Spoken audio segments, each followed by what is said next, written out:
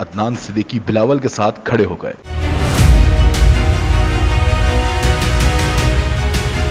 اداکار نے بھارتی میڈیا کو آئینہ دکھا دیا۔